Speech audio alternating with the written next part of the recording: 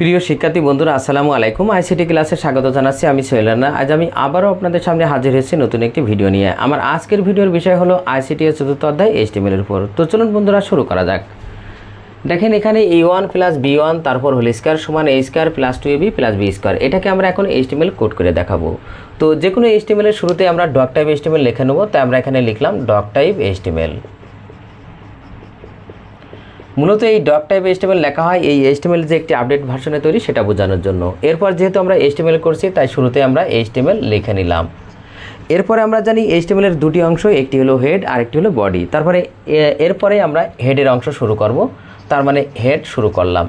Head লেখা হয় মূলত টাইটেল লেখার জন্য, তাই এবার আমরা টাইটেল শুরু করলাম। আর টাইটেল হিসাবে আমরা এখানে একটা নাম ব্যবহার করব। আপনি ইচ্ছামতো নাম লিখতে পারেন, যেহেতু এটা একটা ফর্মুলা তাই আমি এর মধ্যে ফর্মুলা লিখে নিলাম। এরপর টাইটেল শেষ, এরপর হেড শেষ। মূলত আপনি এই হেডের অংশ না লিখলেও হবে, তবে লিখলে ভালো হয়। তার মানে হেড শুরু, হেডের মধ্যে টাইটেল, টাইটেল হিসেবে নাম দিলাম, এরপর টাইটেল শেষ, হেড শেষ। এরপরে আমরা কি করব, বডির অংশ শুরু করব। তো বডি আমরা শুরু করলাম।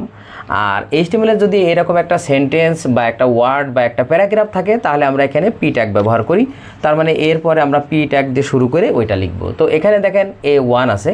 তো এরপরে দেখেন আমরা নিচ থেকে শুরু করি, এ ব্র্যাকেট এরপরে A1। তবে মনে রাখবেন যে নিচেই কোনো সংখ্যা বা অক্ষর লেখার জন্য আমরা সাবস্ক্রিপ্ট সেটাকে আমরা হলো SUB ট্যাগ ব্যবহার করি। তাহলে এরপরে আমরা শুরুতেই SUB ব্যবহার করলাম, এরপরে 1 SUB শেষ।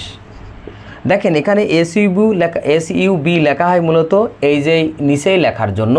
তার মানে SUB দিয়ে লিখলাম সাব 1 সাব শেষ। যদি আমরা সাব না শেষ করতাম তাহলে এরপরে যাই লিখতাম সবই এই নিচেই হয়ে যেত। সেই জন্য আমরা যেটা নিচেই সেটা লেখা শেষ করার পরে আমরা সাব শেষ করব। এরপরে দেখেন প্লাস, এরপরে B1 আবার দেখেন তাহলে SUB সাবস্ক্রিপ্ট এর সংক্ষেপে সাব।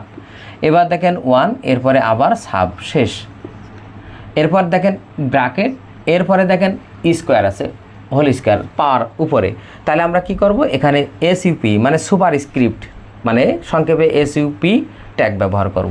তাহলে দেখেন SUP এরপরে 2 SUP শেষ।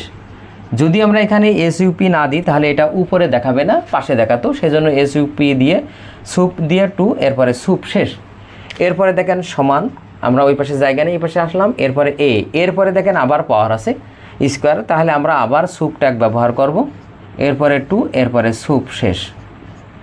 এবার দেখেন প্লাস 2AB আবার দেখেন প্লাস B আবার দেখেন সুপ, এরপরে 2 এরপরে কি সুপ শেষ। আমরা এতক্ষণ যে কাজ করলাম পির কাজ, তাহলে আমাদের সম্পূর্ণ কাজ শেষ হওয়ার মানে আমাদের পি শেষ করব। এরপরে আমরা কি করব, বডি শেষ করব। যেহেতু সম্পূর্ণ কাজটাই ছিল বডি, তাহলে এখানে আমরা বডি শেষ করলাম। আর আমরা এতক্ষণ যে কাজটা করলাম সেটা হলো HTML। এরপরে আমরা কি করব, HTML শেষ করব। এটাই ছিল আমাদের আজকের ক্লাস। তো ছাত্রছাত্রী বন্ধুরা, আজ এ পর্যন্তই। আমার ভিডিওটি কেমন হলো অবশ্যই কমেন্ট করে জানাবেন। যদি ভিডিওটি ভালো লেগে থাকে অবশ্যই ভিডিওতে একটি লাইক দেবেন। এছাড়াও অন্যান্য বন্ধুদের দেখার সুযোগ করার জন্য অবশ্যই ভিডিওটি শেয়ার করবেন। সবাইকে ধন্যবাদ। আল্লাহ হাফেজ।